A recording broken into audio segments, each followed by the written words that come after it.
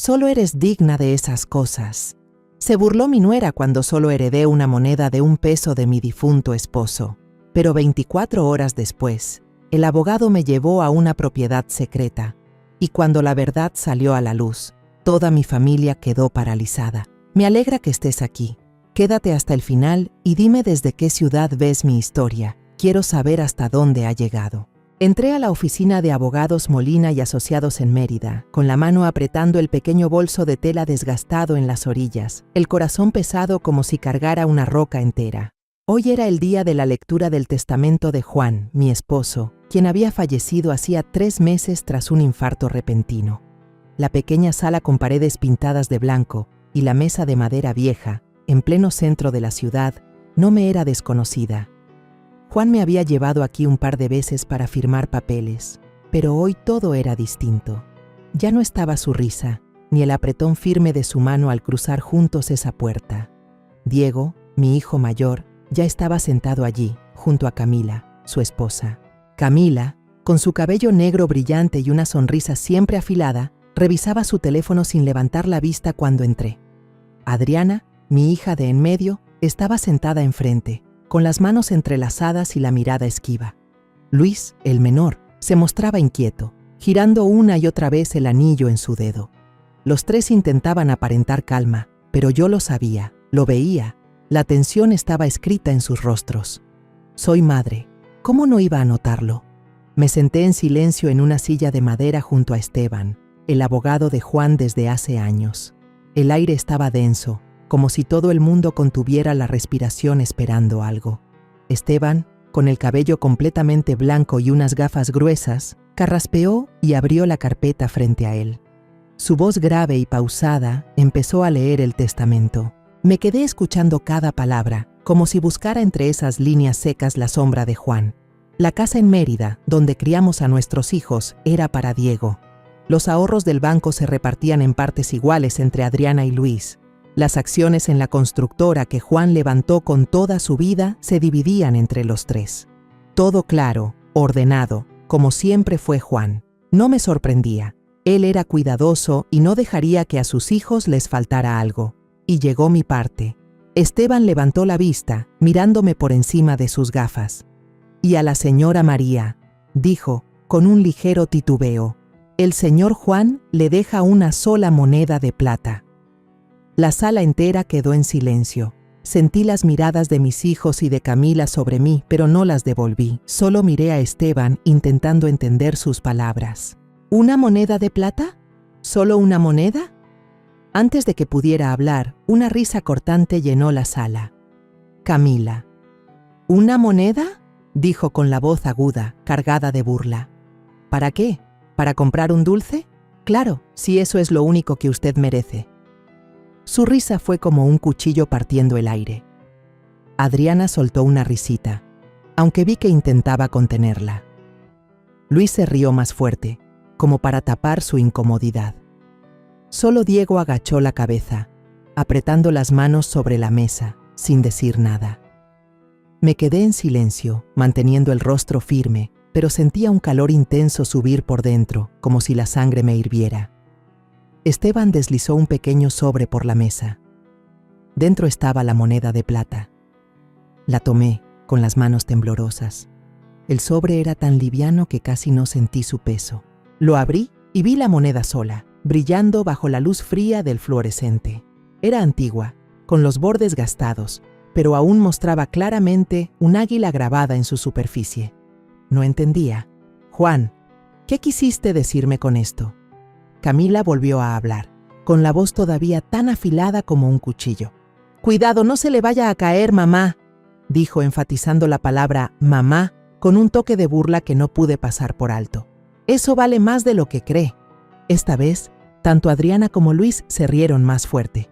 Miré a mis hijos, aquellos a los que llevé en mi vientre, a quienes cuidé noches enteras cuando estaban enfermos, por quienes sacrifiqué todo para que tuvieran una vida mejor. Pero ahora se estaban riendo en mi cara, como si yo fuera un chiste. Diego seguía en silencio, con la mirada fija en la mesa, pero su silencio dolía más que las carcajadas de los otros. No dije nada, no podía. Las palabras parecían atascadas en mi garganta, ahogadas por el dolor que me apretaba el corazón. Me levanté y salí de la habitación, con la mano aferrada al sobre que contenía la moneda. Al empujar la puerta para salir, escuché a Camila susurrarle a Diego, lo suficientemente alto como para que yo lo oyera. ¿Qué le tocó a tu mamá? Solo una moneda. Diego no respondió, ni una palabra para defenderme, ni una mirada de consuelo. Solo guardó silencio, dejando que su esposa dijera palabras que me ardían como sal en una herida abierta. Me giré, solo por un segundo, para mirar a los ojos de Diego. Quería ver algo, una chispa de esperanza de que mi hijo aún recordara que yo era su madre. Pero Diego no me miró, apartó la vista, como si estuviera avergonzado, pero sin el valor de enfrentarme. La herida dentro de mí ardió, intensa, como un fuego imposible de apagar. Ya había perdido a Juan, el hombre al que amé más que a mi propia vida.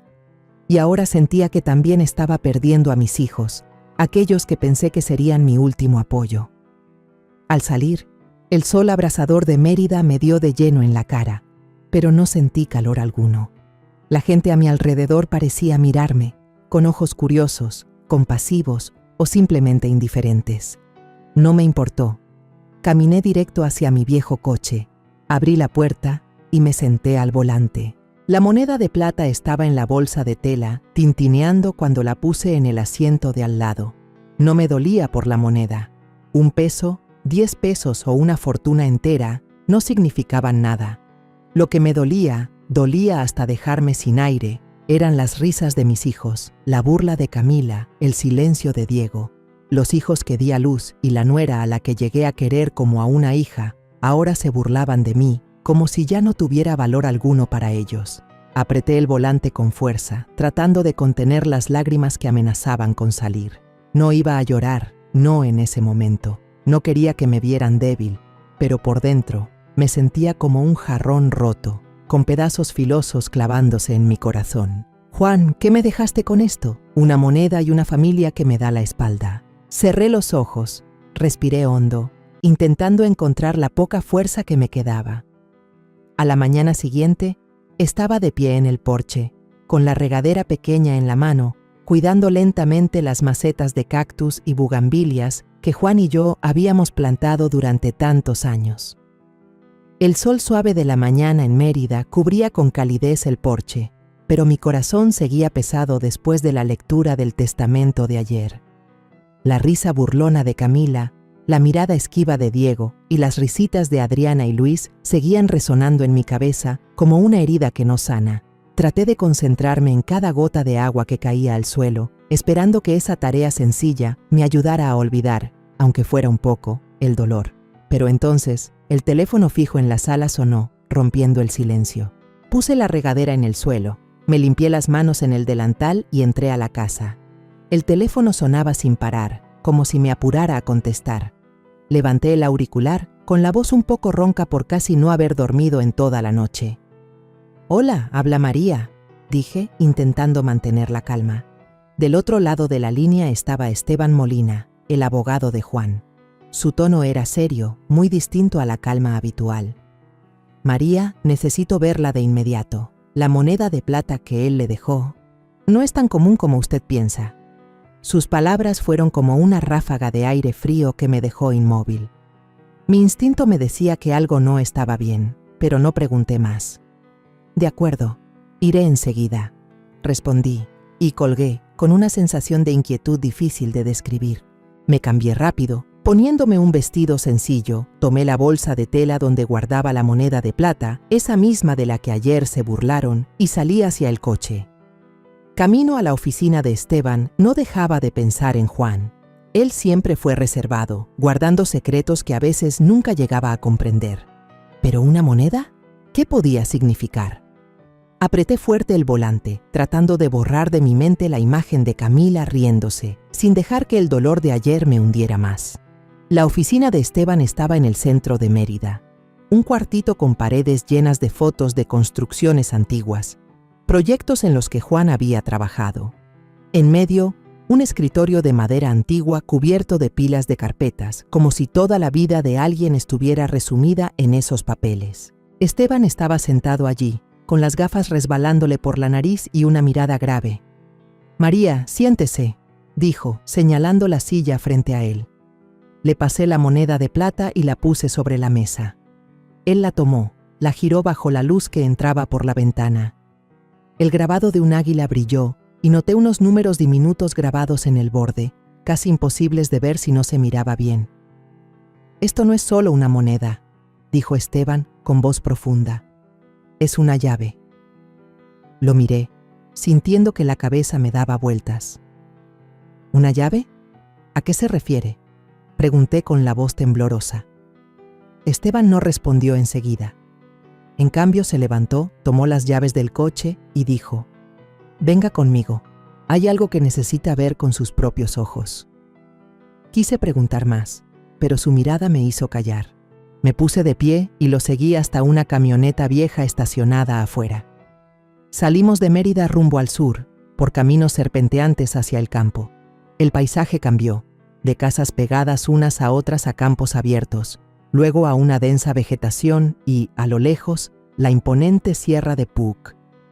Casi 2 horas después, Esteban detuvo el vehículo frente a un gran portón de hierro oxidado, como si no se hubiera abierto en décadas. Bajó con la moneda en la mano y se acercó al portón. Me sorprendió verlo introducir la moneda en una ranura del candado. Un clic sonó y el portón se abrió lentamente, revelando un terreno inmenso y salvaje, rodeado de árboles y colinas bajas. Me quedé paralizada, sin poder creer lo que veía. «¿Qué es este lugar?», pregunté, con la voz entrecortada. Esteban se volvió hacia mí. Su expresión se suavizó, pero seguía siendo grave. «Este es el rancho La Esperanza», dijo. «Más de 500 hectáreas, junto con una mina de titanio sin explotar bajo el suelo, son la herencia más valiosa que Juan le dejó». Sentí que las piernas me flaqueaban. ¿Rancho La Esperanza? ¿Una mina de titanio? Nunca había escuchado a Juan mencionar este sitio, ni sabía que poseyera algo así de grande. ¿Por qué Juan nunca me habló de esto?, pregunté con la voz ahogada. Esteban me condujo por un camino de tierra hasta un rancho abandonado, un granero viejo con el techo roto, varias construcciones inconclusas, todo en silencio, como detenido en el tiempo. «Quería protegerla», dijo entregándome un fajo de documentos.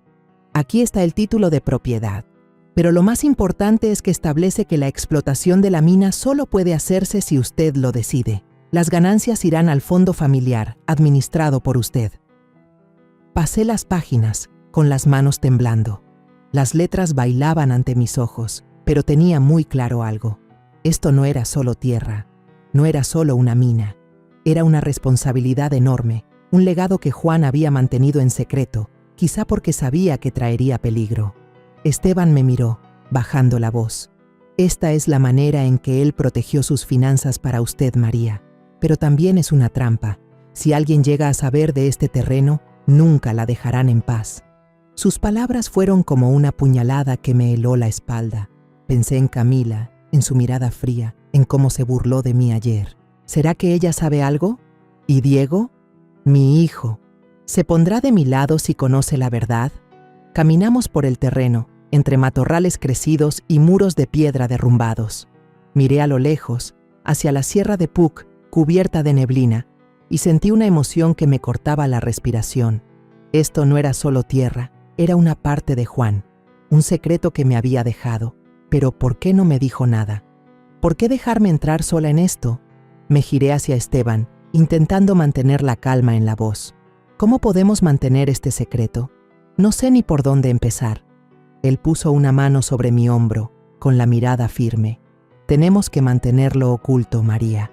Es el mayor bien que administrará, pero también esconde peligros que no podemos prever. Asentí, pero por dentro me llenaban las preguntas. La moneda de plata en mi bolsillo ya no era una broma. Era una llave, no solo para abrir esta puerta, sino para un secreto al que aún no estaba lista para enfrentarme. Al sentarme en el coche, miré por la ventana y vi cómo Rancho La Esperanza se perdía detrás de los árboles. Pensé en mis hijos, en sus risas de ayer, y me pregunté si podría proteger este legado yo sola. Acababa de salir de Rancho La Esperanza, con la mente revuelta por lo que Esteban había revelado. El extenso terreno, la mina de titanio escondida bajo tierra y su advertencia severa resonaban en mi cabeza como una canción triste que no termina. Conduje hacia casa, tratando de mantener la calma, pero cada vez que cerraba los ojos veía la imagen del portón de hierro oxidado, la moneda de plata brillando y la mirada seria de Esteban. Que nadie sepa, me había dicho. Pero yo sabía que un secreto tan grande no podría guardarse para siempre, sobre todo cuando mi familia ya empezaba a darme la espalda. Al llegar a casa, entré a la cocina con la intención de prepararme una taza de té para calmarme. Las macetas del porche todavía tenían algunas gotas de agua de la mañana, como recordándome un día tranquilo que ya había pasado. Apenas puse la tetera en la estufa, el timbre del teléfono fijo sonó agudo, cortando el silencio. Contesté, con el corazón acelerado. «Mamá, soy yo, Diego». Escuché su voz apresurada, con un toque de tensión. «Necesito verte ahora mismo. Es importante». El instinto de madre me puso la piel de gallina. Diego rara vez llamaba. Normalmente solo mandaba mensajes o aparecía sin avisar. Hoy su voz era diferente, como si ocultara algo. «Está bien, ven», respondí, intentando sonar tranquila, aunque por dentro ya se agitaba la tormenta. Esa tarde, Diego apareció en la puerta de mi casa. Llevaba puesta la camisa azul claro que yo le había comprado para su cumpleaños el año pasado, pero su rostro estaba demacrado y sus ojos evitaban encontrarse con los míos. Lo invité a pasar, le serví un vaso de jugo de naranja y lo puse frente a él, pero Diego solo se sentó, con las manos entrelazadas, como si estuviera luchando por encontrar las palabras. «Mamá», empezó, con voz vacilante. «Cuando estábamos escuchando la lectura del testamento ese día, yo vi por casualidad una carpeta en el escritorio del abogado Esteban. Había información sobre un terreno de papá, rancho, algo. ¿Es cierto que piensas quedarte con ese terreno?» Me quedé paralizada. La taza de té se detuvo en mis manos. ¿Diego sabía sobre Rancho La Esperanza? ¿Cómo podía saberlo? Lo miré directo a los ojos, tratando de encontrar una señal de sinceridad, pero su mirada se apartó, como si escondiera algo. «¿Qué viste en esa carpeta, Diego?», pregunté, con voz baja, procurando no mostrar mi preocupación. Él respiró hondo y continuó, como si ya tuviera la respuesta preparada. «Sé que quieres quedarte con el terreno, pero Camila ya lo sabe. Ella me dijo que es una gran oportunidad. ¿No crees que deberíamos venderlo para arreglar todo?». Las palabras de Diego fueron como un puñal directo a mi corazón. Camila lo sabía. Diego, mi hijo mayor, a quien creía mi apoyo más firme, había revelado un secreto que Esteban me pidió mantener en silencio. Peor aún, estaba de parte de su esposa, sugiriendo vender el legado que su padre me había dejado. Dejé la taza sobre la mesa, intentando que mis manos no temblaran. «Diego», dije despacio, ¿entiendes lo que significa ese terreno? ¿Sabes para qué te lo dejó tu padre a mí? Diego bajó la cabeza, sin responder, pero su silencio lo decía todo. No sabía nada, pero ya había elegido ponerse del lado de Camila, no del mío. No podía permitir que todo siguiera en la penumbra. Decidí que debía enfrentar a Camila. «Vete a casa», le dije a Diego, con una voz más fría de lo que pretendía. «Yo me encargaré de esto». Diego me miró, movió los labios como para decir algo, pero solo asintió. Se levantó y se fue. Viendo su espalda desaparecer tras la puerta, sentí una grieta más profunda en mi corazón. Ya había perdido a Juan y ahora sentía que estaba perdiendo también a Diego, pero no tenía tiempo para quedarme en el dolor. Si Camila sabía sobre Rancho La Esperanza, debía actuar antes de que todo se saliera de control. Conduje hasta la casa de Diego y Camila, un departamento pequeño pero moderno en las afueras de Mérida. Camila abrió la puerta, con esa sonrisa afilada de siempre. «Mamá, qué sorpresa que venga», dijo, con una voz dulce pero calculadora. No le devolví la sonrisa. Solo entré, me senté en el sofá y fui directo al grano. «Camila, Diego dice que sabes del terreno. ¿Qué sabes exactamente?», pregunté con firmeza, sin rodeos. Camila no pareció sorprendida. Se sentó frente a mí, con las manos entrelazadas y la sonrisa fija. «Mamá, ¿de verdad quiere quedarse con ese terreno?», preguntó, como tanteando el terreno. «¿No cree que es una oportunidad para que toda la familia cambie?». La miré directo a los ojos, intentando descifrar las verdaderas intenciones detrás de esa sonrisa. «¿Cambiar en qué sentido, Camila?», pregunté. Ella inclinó la cabeza, como si midiera cada palabra. «Mire, mi familia tiene una empresa minera, Minerales Ortega. Mis padres han investigado ese terreno. Hay un yacimiento de titanio bajo tierra, ¿verdad? Ellos quieren firmar un contrato de explotación y prometen pagarle una gran suma, suficiente para que viva tranquila el resto de su vida. Seguramente ya no quiere preocuparse más por el dinero, ¿o sí?». Las palabras de Camila fueron como una bofetada en la cara. No solo sabía sobre el rancho La Esperanza, sino también sobre la mina de titanio, algo que Esteban había insistido en mantener en secreto absoluto. Sentí que la sangre me hervía, pero mantuve la voz tranquila. «Camila, ese terreno no está en venta», dije, cada palabra como tallada en piedra. «Es el legado de Juan, y no voy a permitir que nadie lo toque». La sonrisa de Camila se detuvo por un instante, apenas un segundo, pero vi el destello de ira en sus ojos. «¿Estás segura, mamá?», preguntó, con la voz más baja. «Porque si no está de acuerdo, las cosas pueden ponerse muy complicadas». Me puse de pie, sin querer seguir con esa conversación. «Gracias por la oferta, Camila», dije con un tono helado. «Pero ya tomé mi decisión». Cuando me di la vuelta para salir, sentí su mirada clavada en mi espalda, afilada y calculadora. Salí de su casa con el corazón pesado, como si acabara de salir de una batalla. Las palabras de Camila resonaban en mi cabeza, cada una como una aguja directa al corazón. Ella no solo quería el terreno, quería controlarlo todo, y lo peor era que había metido a Diego en su plan. Al llegar a la reja, me encontré con Diego, que justo regresaba con una bolsa de comida rápida en la mano, probablemente para llevarla a la casa. Cuando me vio, se detuvo en seco, desviando la mirada, como avergonzado de que lo hubiera sorprendido. «Mamá», empezó a decir, pero levanté la mano para detenerlo. «Diego, le hablaste a Camila sobre el terreno», dije, con la voz temblando de ira y dolor. «¿Sabes lo que acabas de hacer?». Diego bajó la cabeza, sin responder. Solo murmuró: «Lo siento, mamá», y se metió rápido en la casa, sin saludar, sin mirarme. Me quedé allí, bajo el rojo intenso del atardecer en Mérida, sintiendo que mi corazón se encogía. Diego, el hijo que había acunado, al que le contaba historias cada noche, ahora estaba del lado de otra persona, traicionando el legado de su padre.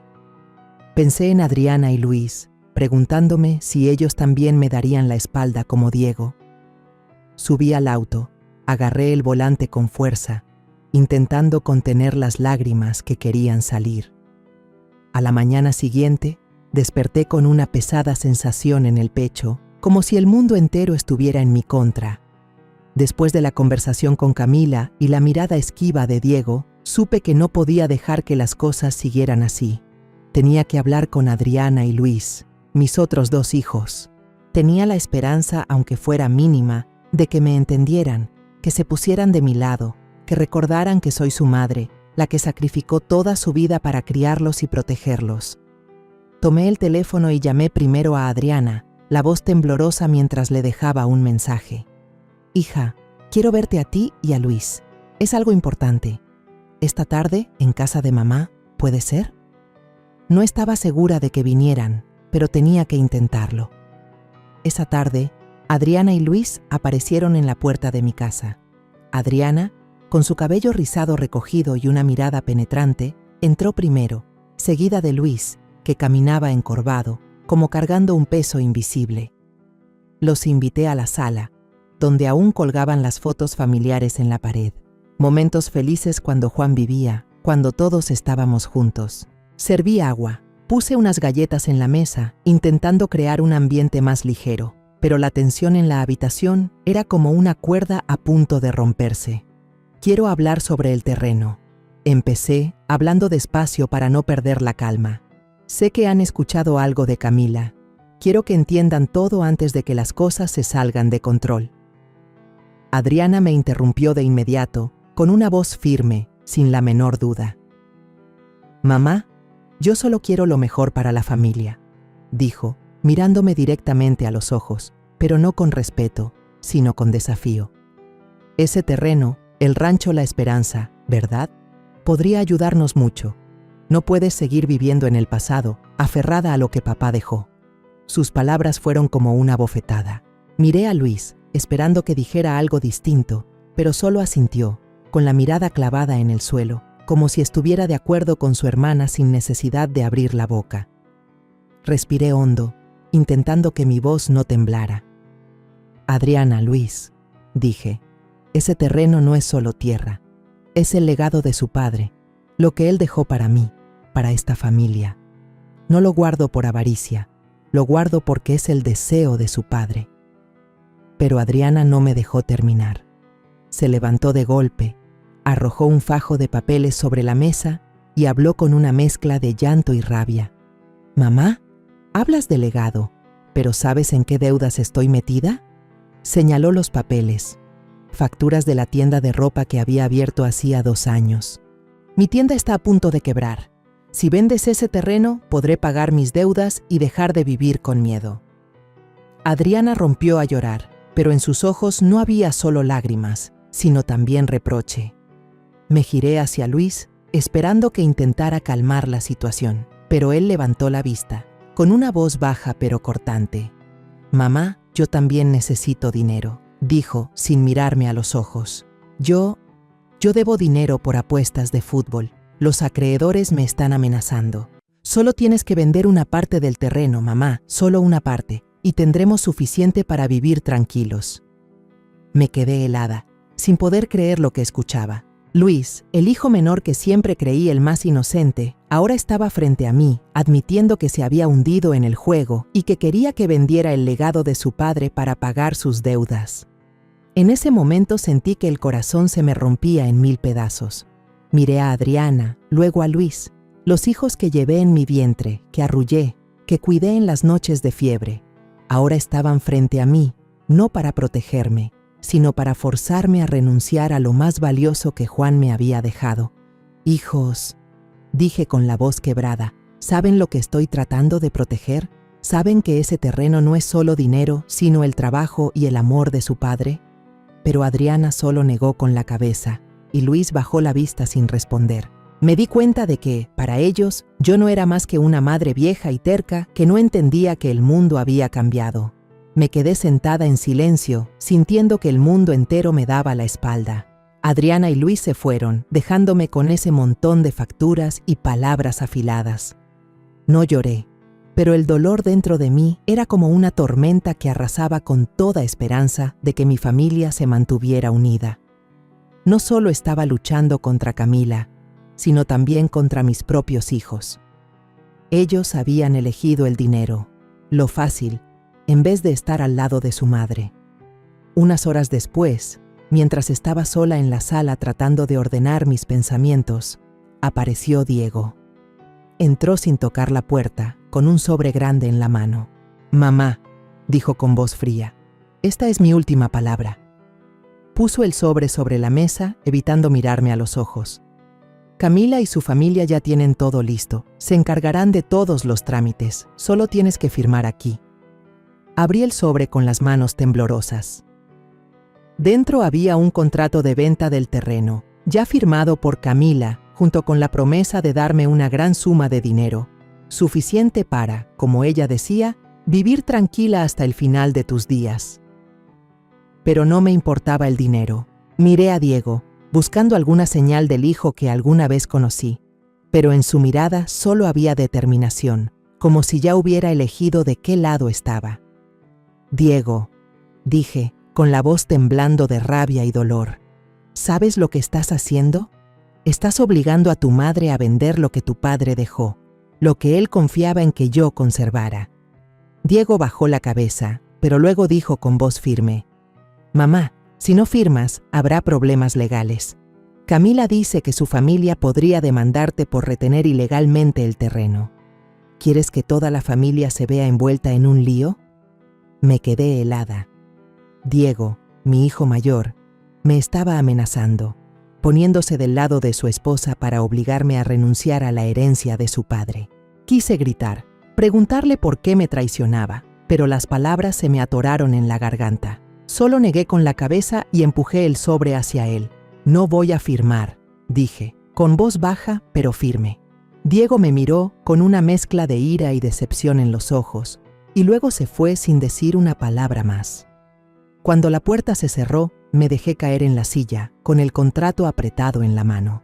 El dolor en mi pecho ya no era solo una grieta, sino un abismo sin fondo. Adriana, Luis y ahora Diego. Mis 3 hijos me habían dado la espalda, atrapados por las promesas de dinero de Camila. Me sentí sola, como si el mundo entero me hubiera abandonado. Pero no podía dejar que este dolor me derribara. Me levanté, tomé las llaves del coche y decidí conducir directamente hasta el rancho La Esperanza. Necesitaba la calma de ese lugar, necesitaba encontrar un poco de paz para tomar la decisión correcta. Pero al llegar, la escena que vi me dejó sin aliento. Bajo un atardecer rojo intenso, vi varios camiones estacionados cerca de la reja de hierro del rancho. Un grupo de desconocidos, vestidos con uniformes de una empresa minera, estaba inspeccionando el terreno a escondidas, con maquinaria y mapas. Me quedé ahí, con el corazón latiendo con fuerza, dándome cuenta de que esta lucha no era solo entre mis hijos y yo, sino también contra aquellos que planeaban robar la herencia de Juan. Apreté la moneda de plata en mi bolsillo, sintiéndola como un recordatorio de Juan. Debía ser fuerte. Debía proteger lo que él me dejó, sin importar el precio.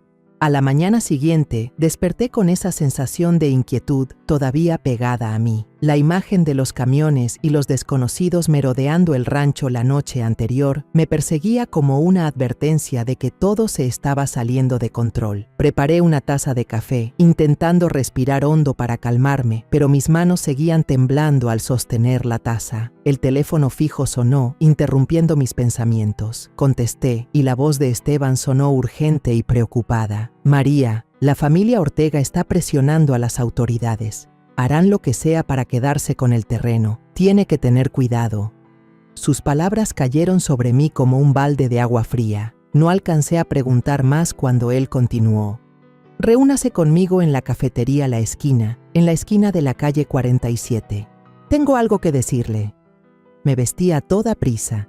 Tomé la moneda de plata, que ahora sentía como un amuleto, y conduje hacia el centro de Mérida. Pero antes de salir, decidí revisar el sistema de cámaras de seguridad del rancho que Esteban había instalado hacía unos días. Encendí la pantalla central en la computadora, y un escalofrío me recorrió la espalda al ver que la imagen estaba en negro. Una de las cámaras se había apagado, sin señal. Amplié la imagen de otra cámara y noté signos de sabotaje, el cable cortado, la carcasa destrozada. Alguien lo había hecho a propósito. El corazón me latía con fuerza, pero no tenía tiempo para dejarme paralizar por el miedo. Metí la computadora en la bolsa, salí corriendo al coche y conduje directo a la cafetería. La esquina era un local pequeño, escondido detrás de las calles concurridas de Mérida, con paredes pintadas de amarillo claro y unas cuantas mesas de madera desgastadas. Esteban ya estaba sentado en un rincón apartado, con una taza de café negro frente a él y la mirada tensa. Jalé una silla y me senté sin rodeos. ¿Qué está pasando, Esteban? ¿La cámara está rota y usted dice que la familia Ortega está presionando? Él respiró hondo, se acomodó las gafas y bajó la voz. María, recibí noticias de un amigo en la oficina de planeación. Julián Peña, uno de los hombres de la familia Ortega, fue a Rancho La Esperanza. No fue solo. Escuché que mandó a su gente a verter concreto en el pozo principal del rancho y a dañar las tuberías de agua. La cámara dañada también fue cosa de él. Quieren presionarla, quieren que entre en pánico y venda el terreno. Las palabras de Esteban fueron como un cuchillo directo al corazón. El pozo, del que Juan siempre se enorgullecía porque abastecía de agua limpia a todo el rancho, ahora estaba destruido. Pensé en aquellos días en que Juan me llevaba a caminar por la propiedad, mostrándome cada huerto, cada sendero que soñaba con construir. Ahora, Todo estaba siendo ultrajado, arruinado por gente ambiciosa. ¿Por qué hacen esto, Esteban?, pregunté con la voz entrecortada. ¿Qué quieren de mí? Él me miró con compasión, pero también con firmeza. Quieren la tierra, María, no solo por la mina de titanio, sino porque saben que vale mucho más. Si no vende, harán lo que sea para obligarla a ceder. Apreté los puños, tratando de contener la rabia que hervía en mi interior. No podía dejar que ganaran. No podía permitir que el legado de Juan cayera en manos de gente como Julián Peña o la familia Ortega. ¿Qué debo hacer ahora?, pregunté. Esteban se inclinó hacia adelante. Primero hay que proteger la propiedad. Ya contacté a Ramiro Torres, el ingeniero hidráulico del rancho. Él pondrá a gente a vigilar el terreno las 24 horas, pero usted debe actuar rápido. Si siguen destruyendo, lo perderá todo antes de que pueda hacer algo. Asentí y enseguida saqué el teléfono para llamar a Ramiro. Contestó de inmediato, con una voz grave y segura, como un ancla en medio de la tormenta. Doña María, revisé la propiedad esta mañana. La situación es peor de lo que pensaba.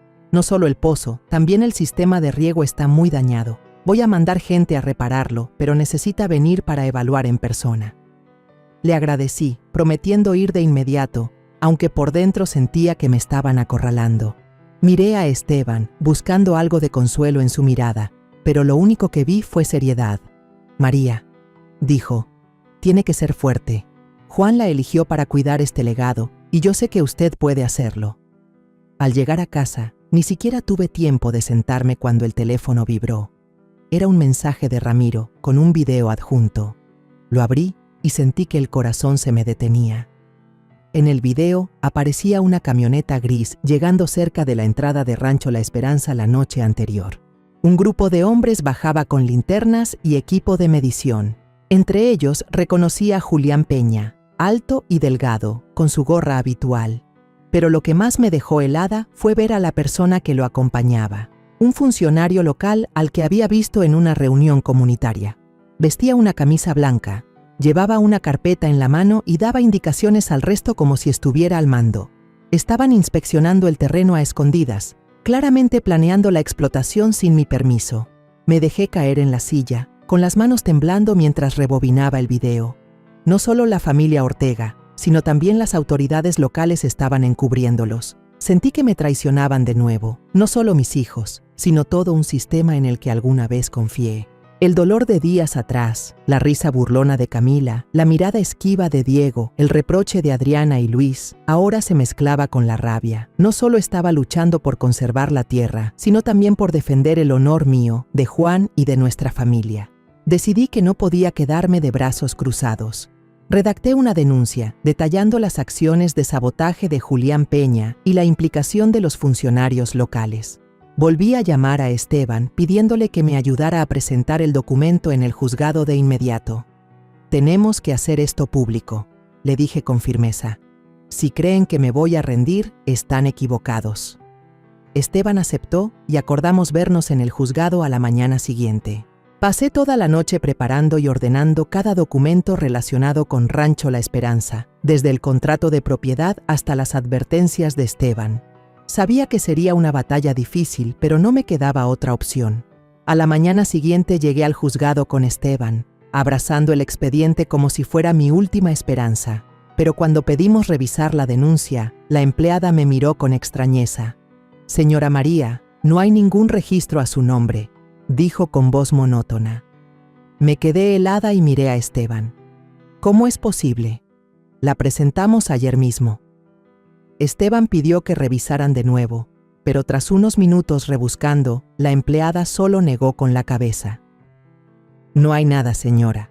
Tal vez se haya extraviado». Sentí la sangre enfriarse en mis venas. ¿Extraviado? ¿O alguien destruyó la evidencia a propósito? Miré a Esteban y vi cómo apretaba el puño, con la mirada llena de ira pero también de impotencia. Al salir del juzgado, sentí que el mundo entero se derrumbaba. Ya había perdido la confianza en mis hijos, y ahora incluso el sistema legal me daba la espalda. Me quedé de pie en el patio, bajo el sol inclemente de Mérida, pero solo sentía frío. Me quedé ahí, con el expediente en la mano, el sol brillante de Mérida pegándome en la cara, pero sin sentir ni un poco de calor. Después de que mi primera denuncia misteriosamente se extraviara, supe que no podía quedarme esperando a que la justicia llegara sola. El dolor por la traición de mis hijos, Diego, Adriana, Luis, seguía ardiendo en mi interior, pero ahora sentía que una nueva llama se encendía, no de ira, sino de determinación. Juan me había dejado Rancho La Esperanza, no para que me rindiera, sino para que luchara. Respiré hondo y miré a Esteban, que seguía a mi lado con la mirada firme. «Vamos a presentar otra denuncia», le dije con voz segura. «No voy a permitir que la familia Ortega ni nadie nos quite el legado de Juan». Esteban asintió y me llevó a su oficina para prepararla. Pasamos horas revisando cada documento que probaba mi legítima propiedad sobre Rancho La Esperanza. Contacté a Isabel Cruz, una experta en geología que Esteban me había recomendado. Isabel era una mujer menuda, de cabello completamente blanco, pero con una mirada aguda y una voz llena de energía. Había terminado su informe sobre la mina de titanio, asegurando que podía explotarse de manera sostenible sin dañar el medio ambiente. «Señora María», dijo Isabel por teléfono, «esta mina no solo tiene valor económico, sino que también podría beneficiar a la comunidad si se gestiona correctamente. Le he enviado el informe, utilícelo para proteger el terreno». Sus palabras fueron como una ráfaga de aire fresco, dándome más fuerza. Sentí que ya no estaba sola. A la mañana siguiente, Esteban y yo fuimos al tribunal con una nueva denuncia sobre los actos de sabotaje de Julián Peña y la familia Ortega. En la denuncia detallé cómo habían rellenado el pozo con cemento, destruido el sistema de riego y destrozado la cámara de seguridad. Adjunté el informe de Isabel, con la esperanza de que fuera una prueba lo bastante sólida para convencer al tribunal. Pero en cuanto entramos a la sala, noté que el ambiente no era nada amistoso. Un grupo de funcionarios, entre ellos el hombre que había visto en el video de Ramiro, estaba sentado en las primeras filas y me lanzó una mirada fría. Esteban susurró: «Están comprados, María, pero no podemos echarnos atrás». La audiencia comenzó y Esteban presentó mi caso con claridad y firmeza. Pero cuando llegó el turno del informe de Isabel, un funcionario se puso de pie, con una voz tan suave como el aceite. «Señora María, hemos revisado este informe», dijo, empujando sus gafas hacia arriba. «Pero su mina de titanio corre el riesgo de provocar una contaminación grave. El Consejo no puede autorizar una explotación sostenible basándose en estos datos. Vamos a investigar más». Sus palabras fueron como una bofetada en mi cara. ¿Investigar más? Sabía perfectamente que solo era una excusa. Miré a Esteban y vi cómo apretaba los puños, conteniendo la rabia.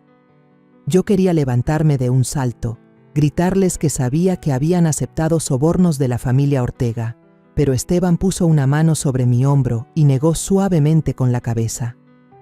«Tranquila, María», me susurró. «Buscaremos otra manera».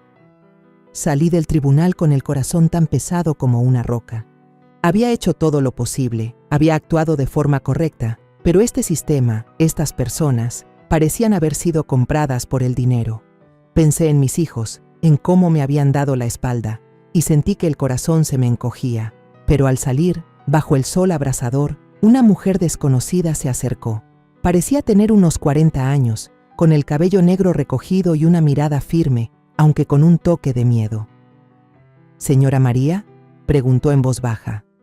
«Soy Maya. Necesito hablar con usted, pero no aquí». La miré, intentando adivinar quién era, pero mi instinto me dijo que traía una chispa de esperanza. Asentí y nos dirigimos a un rincón apartado cerca del tribunal. Maya se presentó como una denunciante anónima. «Mi familia vivía cerca de una mina de la familia Ortega en Sonora», comenzó con la voz temblorosa. «Destruyeron nuestras tierras, contaminaron el agua y obligaron a todo el pueblo a desplazarse. Sé que ahora van por Rancho La Esperanza y no puedo quedarme viendo cómo siguen destruyendo». Me entregó un sobre grueso, con una mirada decidida. «Aquí hay pruebas, documentos internos de Minerales Ortega que demuestran que han contaminado en muchas otras minas. Si los usa, podría detenerlos». Abrí el sobre y pasé rápidamente las páginas. Había informes sobre vertidos tóxicos, correos electrónicos entre funcionarios y la familia Ortega, y listas de sobornos. Miré a Maya y sentí que acababa de encontrar una aliada en medio de la tormenta. ¿Por qué haces esto?, le pregunté, con la voz quebrada. Estás arriesgando mucho. Maya sonrió con tristeza. Porque sé lo que es perderlo todo, señora María. No quiero que usted ni nadie más pase por lo que pasó mi familia. Sus palabras me llegaron al alma, como un rayo de luz atravesando la oscuridad. Le tomé la mano y le susurré. Gracias, Maya. No dejaré que lo que has hecho sea en vano. Al llegar a casa, me senté en la mesa de la cocina y extendí los documentos de Maya frente a mí. Cada página era una prueba, una bala para enfrentarme a la familia Ortega. Volví a llamar a Isabel y le pedí que verificara la autenticidad de los documentos. «Si lo que ella entregó es real», dijo Isabel con voz llena de entusiasmo, «podemos darle la vuelta a la situación. Voy a preparar un informe adicional para reforzar su denuncia». Sentí una nueva energía recorriendo mi cuerpo. El dolor por la traición de mis hijos seguía ahí, pero ya no era un pozo que me arrastraba hacia abajo. Ahora me sentía renacer, como un cactus floreciendo en medio de un desierto implacable. Esteban y yo preparamos una nueva denuncia, combinando las pruebas de Maya con el informe de Isabel y mis documentos de propiedad. Sabía que el camino por delante no sería fácil, que la familia Ortega y los funcionarios comprados no se detendrían. Pero cuando salí del tribunal después de presentar la denuncia, sentí un cambio en mi interior. Ya no era la mujer que solo sabía sufrir por la pérdida de su esposo, por la traición de sus hijos. Yo era María, la mujer en la que Juan había confiado para proteger su legado. Esta vez no dejaré que estos codiciosos ganen, me dije en silencio, apretando la moneda de plata en mi bolsillo. Miré al cielo de Mérida, donde las nubes blancas flotaban lentamente, y sentí un poco de esperanza. Aunque mi familia me diera la espalda, aunque todo el mundo estuviera en mi contra, yo iba a luchar, no por el dinero, sino por Juan, por mí y por personas como Maya, que lo han perdido todo, pero aún así eligen levantarse. Pasó una semana desde que presenté la nueva denuncia, pero mi corazón seguía intranquilo. Los documentos de Maya y el informe de Isabel eran como un rayo de luz en la oscuridad, pero sabía que la familia Ortega no se rendiría fácilmente. Decidí volver al rancho La Esperanza. Necesitaba comprobar con mis propios ojos si la propiedad seguía segura. Al conducir por los caminos serpenteantes que llevaban al rancho, sentí un impulso poderoso. El rancho no era solo un terreno, era el recuerdo de Juan, la promesa que él me había confiado. Bajo el sol de la mañana en Mérida, apreté con fuerza el volante, tratando de alejar de mi mente la imagen de mis hijos, Diego, Adriana, Luis, y sus palabras punzantes. No quería pensar en ellos, pero el dolor seguía latente, como una herida que nunca termina de cerrar. Al llegar, detuve el coche frente al portón de hierro oxidado. El aire estaba en silencio, solo se oían los pájaros a lo lejos y el viento moviendo los arbustos silvestres. Pero al bajar del coche, me di cuenta de que algo no estaba bien.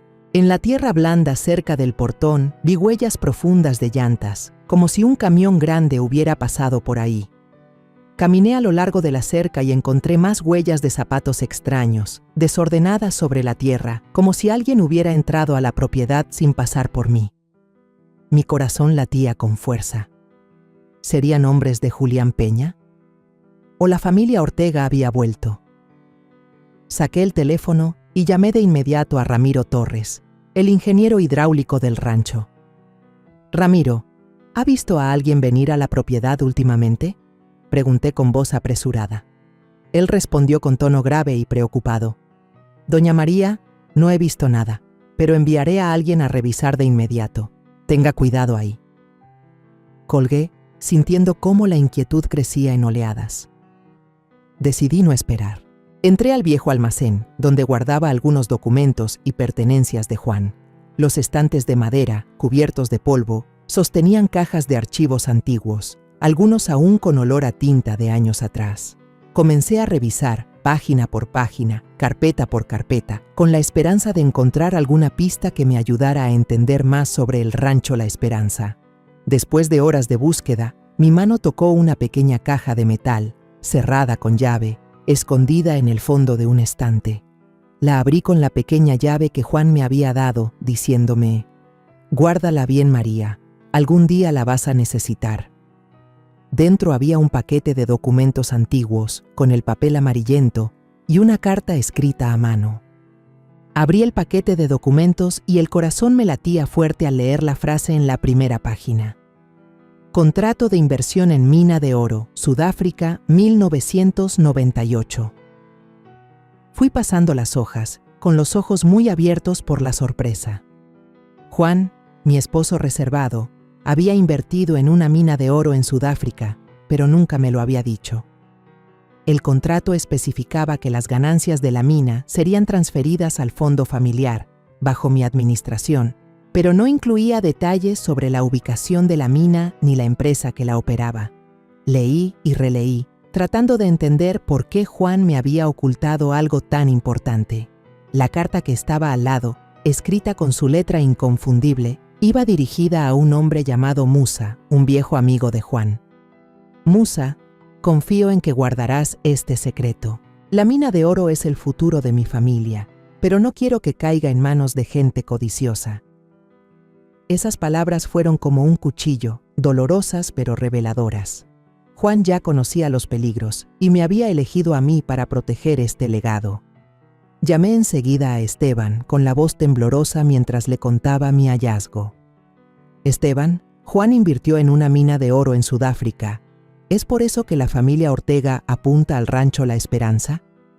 Esteban guardó silencio un momento y luego respondió con voz grave: «María, esto lo explica todo.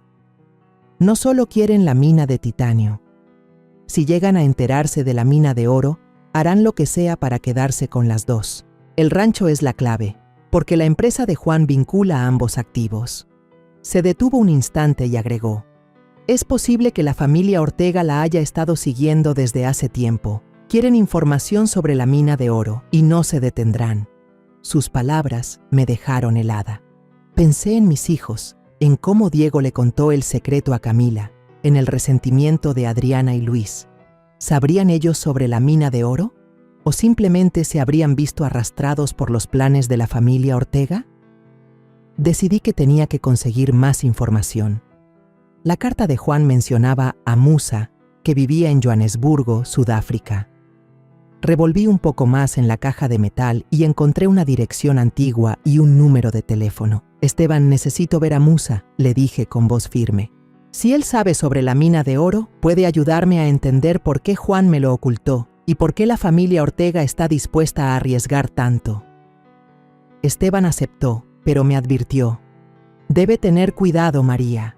Si la familia Ortega se entera de que usted está investigando, se moverán más rápido». Asentí, aunque por dentro estaba llena de inquietud. No solo estaba protegiendo el rancho, sino algo mucho más grande, algo que Juan había sacrificado toda su vida para mantener en secreto. En los días siguientes, me preparé para el viaje a Sudáfrica. Contacté a Musa por una breve llamada. Su voz era grave y cautelosa, pero aceptó reunirse conmigo. «Señora María, conozco la mina de oro», me dijo, «pero tenemos que hablar en persona. Hay cosas que no puedo decir por teléfono». Sus palabras me provocaron una mezcla de expectación y miedo. Organicé el vuelo, empaqué unas cuantas prendas sencillas y guardé con cuidado la carta de Juan y el contrato en mi bolso. Días después, estaba frente a una pequeña casa en las afueras de Johannesburgo, Sudáfrica, con la carta de Juan apretada en la mano, llena de nervios y ansiedad. El largo vuelo me había dejado exhausta, pero la determinación de encontrar a Musa, el viejo amigo de mi esposo, me impedía darme por vencida. La casa de Musa quedaba oculta tras hileras de árboles verdes, con paredes pintadas de un amarillo claro, sencilla pero acogedora. Toqué la puerta y un hombre alto, de piel oscura y cabello entrecano, abrió. «¿Usted es María?», preguntó con voz grave y cautelosa. Asentí y le tendí la carta como confirmación. Musa me invitó a pasar. pero en su mirada había una cautela evidente, como si temiera que alguien nos estuviera siguiendo. En la sala de estar pequeña, con solo una mesa de madera y algunas fotos familiares colgadas en la pared, Musa se sentó frente a mí. «Usted viene por la mina de oro, ¿verdad?», preguntó directo, sin rodeos. Le conté todo, desde la humillante lectura del testamento, la risa burlona de Camila, la traición de mis hijos, hasta el secreto del rancho La Esperanza y la mina de titanio. No oculté el dolor en mi voz, y al mencionar a Juan, sentí un ardor en los ojos. Musa escuchó en silencio. Su mirada se fue suavizando. Juan era un buen hombre, dijo con un tono triste. Él confió en usted, y ahora entiendo por qué. Pero cuando le pregunté sobre la mina de oro, Musa guardó silencio y apartó la mirada. «No quiero meterme en más problemas, señora María», dijo con voz temblorosa. Le tomé la mano y lo miré directo a los ojos. «Musa, perdí a mi esposo y mis hijos me dieron la espalda. No tengo nada más que esta herencia. Si sabe algo, por favor dígamelo». Tras unos segundos de duda, Musa suspiró, se levantó y sacó un paquete de documentos de un cajón. «La familia Ortega vino a buscarme hace unos días», comenzó. «Se enteraron de la mina de oro por contactos en Sudáfrica. Me propusieron asociarnos, prometiendo una gran suma si yo revelaba información. Incluso intentaron sobornar a funcionarios locales y planearon dañar el medio ambiente alrededor de la mina para bajar su valor y así quedarse con ella más fácilmente». Me quedé helada. La familia Ortega no solo quería el rancho La Esperanza, sino también la mina de oro en Sudáfrica. Habían usado el secreto de Juan para encubrir sus actos ilegales. «¿Y qué hizo usted?», pregunté, con el corazón acelerado. Musa esbozó una sonrisa triste. «Rechacé la oferta. Sé el precio de tratar con gente como ellos, pero debe tener cuidado. No se detendrán». Sus palabras sonaban como una advertencia, pero también me dieron fuerza. Sentí que una llama se encendía en mi interior, no de ira, sino de renacimiento, una determinación feroz de proteger lo que pertenecía a Juan y a mi familia.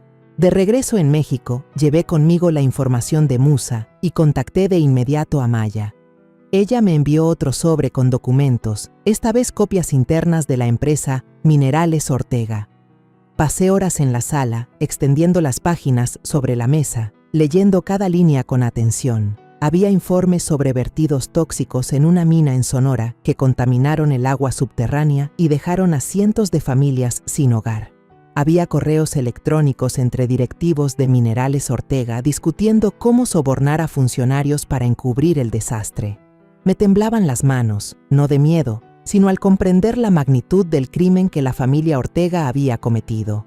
No solo querían robar mis tierras, estaban dispuestos a destruir una comunidad entera para lograrlo. Decidí buscar a Mateo Delgado, un periodista ambiental que Esteban había mencionado. Lo encontré en una pequeña cafetería en Mérida, donde estaba con una laptop vieja y una taza de café negro. «Señora María, he oído sobre su caso», dijo Mateo con la mirada aguda.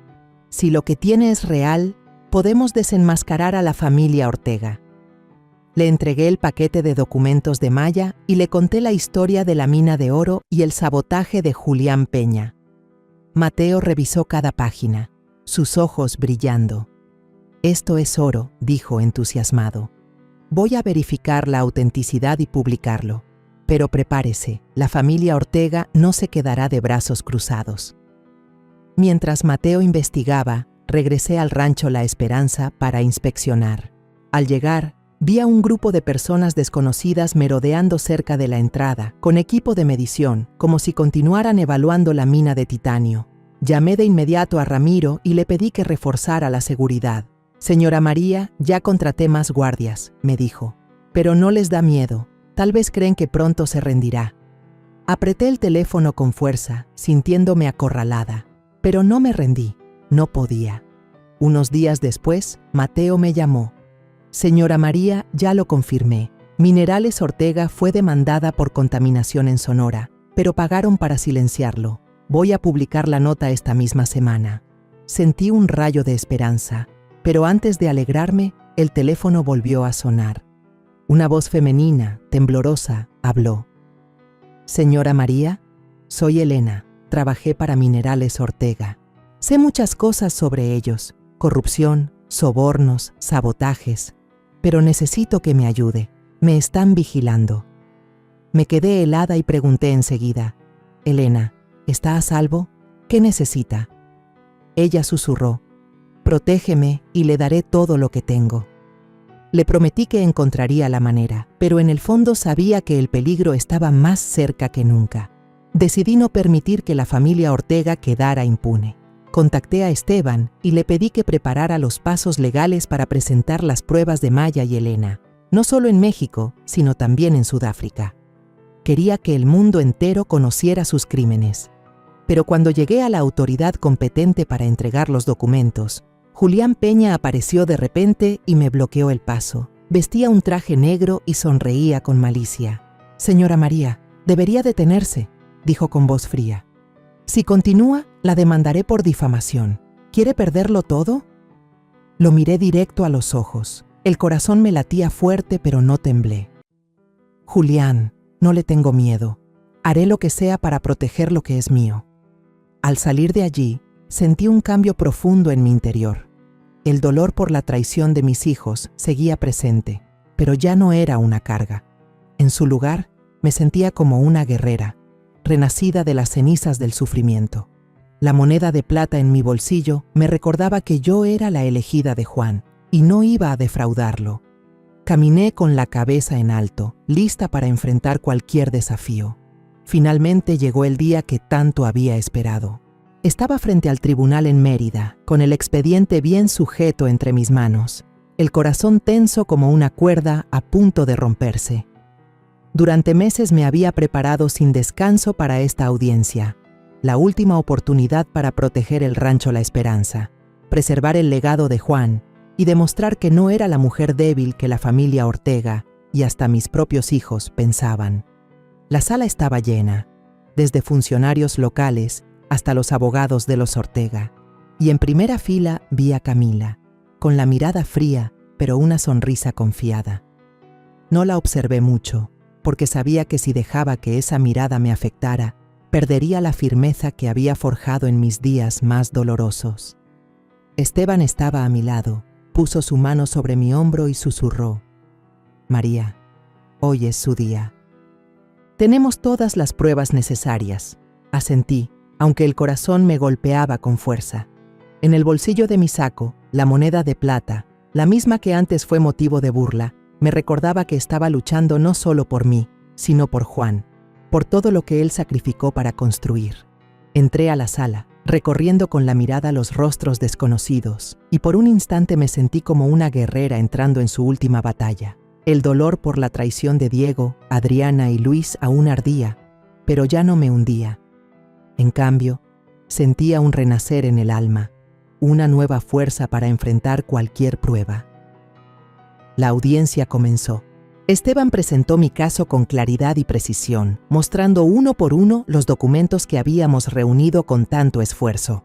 El informe de Maya sobre la contaminación ambiental provocada por Minerales Ortega, los documentos de Mateo que probaban los sobornos y la declaración de Musa sobre el plan para apoderarse de la mina de oro en Sudáfrica. Me puse de pie y conté mi historia, con la voz temblando al mencionar a Juan, la forma en que ocultó el secreto de Rancho La Esperanza para protegerme y cómo la familia Ortega intentó arrebatarme todo. «No estoy aquí por dinero», dije, mirando directamente a los ojos del juez. «Estoy aquí para proteger el legado de mi esposo, para defender la justicia de quienes fueron destruidos por la familia Ortega». Pero entonces Camila se levantó con una sonrisa segura que no abandonaba sus labios. «Señoría», dijo con una voz dulce pero calculadora, «la señora María no es tan inocente como dice. Tenemos pruebas de que ella fue quien orquestó el sabotaje en Rancho La Esperanza». Uno de sus abogados se acercó y presentó una grabación. Cuando la voz sonó, me quedé helada. Era mi voz, o al menos sonaba como la mía, hablando con alguien sobre destruir el pozo de agua y el sistema de riego. La sala entera murmuraba, y sentí las miradas clavadas en mí como si fuera una criminal. Sabía que la grabación estaba manipulada, pero el pánico aún me apretaba el pecho. Miré a Esteban, esperando que tuviera un plan, pero él solo me hizo señas para que mantuviera la calma. Me levanté para defenderme, aunque sabía que hacerlo podía ponerme en un riesgo legal mayor. Señoría, comencé con la voz temblorosa pero firme. No sé de dónde salió esta grabación, pero juro que nunca hice eso. Rancho. La esperanza es el legado de mi esposo, y he dedicado toda mi vida a protegerlo. Pero antes de que pudiera decir más, Esteban levantó la mano, pidiendo una pausa. Se acercó al estrado, con voz grave pero llena de fuerza. Señoría, tenemos pruebas de que esta grabación fue manipulada. La voz no es de la señora María, sino de la misma señora Camila, alterada con tecnología. La sala quedó en silencio, y vi cómo la sonrisa de Camila se congelaba. Esteban presentó un informe de un perito en audio, señalando irregularidades en la grabación, como sílabas mal recortadas. Solicitó que el tribunal citara a Julián Peña, el testigo que Camila había llamado. Cuando Julián subió al estrado, lo reconocí. El hombre alto y delgado, con una sonrisa cínica que me había amenazado. Intentó justificarse diciendo que yo lo había contratado para sabotear el rancho y beneficiarme, pero cuando el juez le pidió pruebas, titubeó y no presentó nada convincente. Miré a Camila y vi cómo apretaba las manos, con una mirada desesperada. Por primera vez, ya no se veía segura de sí misma. En ese momento, mi teléfono vibró suavemente. Era un correo de Musa, con un archivo adjunto. Lo abrí y sentí que el corazón se me detenía. Era una copia del contrato de explotación minera que la familia Ortega había firmado con funcionarios sudafricanos, demostrando que habían pactado una explotación ilegal. Le pasé el teléfono a Esteban y le susurré: «Este es el golpe final». Él lo leyó rápidamente. Sus ojos brillaron y pidió al tribunal permiso para presentar la nueva prueba. Cuando el contrato apareció ante todos, la sala estalló en murmullos. Camila y sus abogados intentaron objetar, pero el juez les ordenó callar. «Señora María, ¿desea decir algo?», Zrenia me preguntó. Me puse de pie, con la mano apretando la moneda de plata en el bolsillo, sintiendo como si Juan estuviera a mi lado dándome fuerzas. «Señor juez», dije con voz clara, «no solo estoy luchando por mi terreno, sino por aquellos que han sido destruidos por la familia Ortega. Las familias en Sonora, en Sudáfrica, las que perdieron sus hogares y su agua por su avaricia. Hoy estoy aquí para decir que la justicia debe cumplirse». Levanté el contrato de Musa, y cuando lo leyeron en voz alta en la corte, vi cómo el rostro de Camila se ponía pálido, sin nada para justificarse. Después de horas de debate, el juez dio su veredicto. «Señora María, el tribunal reconoce su derecho legal sobre el rancho La Esperanza. La familia Ortega y el señor Julián Peña deben responder por los daños ambientales, la explotación ilegal y la invasión a su propiedad». La sala estalló y sentí que las piernas me flaqueaban. Esteban me tomó de la mano y susurró: «Lo logró, María». No lloré, pero las lágrimas cayeron en silencio. No era tristeza, era la sensación de haber renacido. Había luchado, no solo por el rancho, sino por mí misma, por la fe en que podía superar el dolor y la traición. Al salir del tribunal, el sol de Mérida me bañó y por primera vez en meses sentí calor. La moneda de plata en mi bolsillo parecía más liviana, como si hubiera cumplido su misión. Pensé en Juan, en su sonrisa, y supe que estaría orgulloso. Tras la victoria en la corte, me paré frente al rancho La Esperanza, mirando el portón de hierro oxidado que ahora era un símbolo de resistencia. Decidí no vender la tierra, aunque la oferta de la familia Ortega prometía una vida cómoda. El dinero no era lo que buscaba. Quería preservar el legado de Juan, no solo por él, sino por mí, por lo que había aprendido en los meses de dolor. Contacté a EcoMines, una empresa de tecnología verde que me recomendó Isabel Cruz. Se especializan en minería sostenible y, después de una larga reunión con Esteban y Ramiro, acordamos un plan para extraer el titanio de forma segura, protegiendo el medio ambiente y creando empleos para la comunidad local. Al firmar el contrato con ellos, sentí que colocaba la primera piedra de un futuro nuevo. Ramiro, con su experiencia como ingeniero hidráulico, Supervisó la reparación del pozo y el sistema de riego que habían destruido. Esteban me ayudó a completar la documentación legal para que nadie pudiera tocar el rancho. Cada día iba al terreno, veía a los trabajadores empezar, escuchaba el arranque de las máquinas y sentía que algo volvía a latir. Pero en el fondo sabía que Rancho La Esperanza no solo era una mina de titanio. Tenía que significar algo más, no solo para mí, sino para quienes necesitaban una oportunidad para recomenzar. Decidí fundar Comunidad La Esperanza, una organización para personas sin hogar, rechazadas por sus familias o perdidas como yo me había sentido.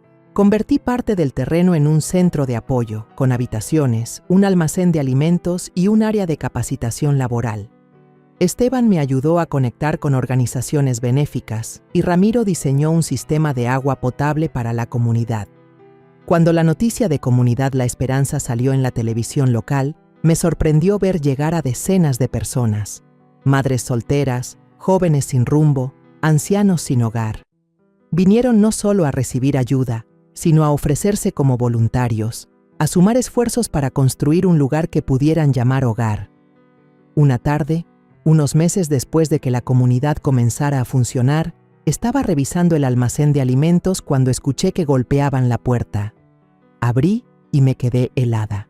Diego, Adriana y Luis estaban allí, con miradas incómodas y las manos entrelazadas, como buscando valor. Diego habló primero, con voz cautelosa. «Mamá, nosotros queremos pedirte perdón. Nos equivocamos al ponernos del lado de Camila, al obligarte a vender la tierra». Adriana bajó la cabeza, con lágrimas corriendo por sus mejillas. «Mamá, fui egoísta. Solo pensé en mis deudas y no en ti». Luis, que siempre había sido callado, también habló. «Dejé que el juego me cegara. No merezco ser tu hijo».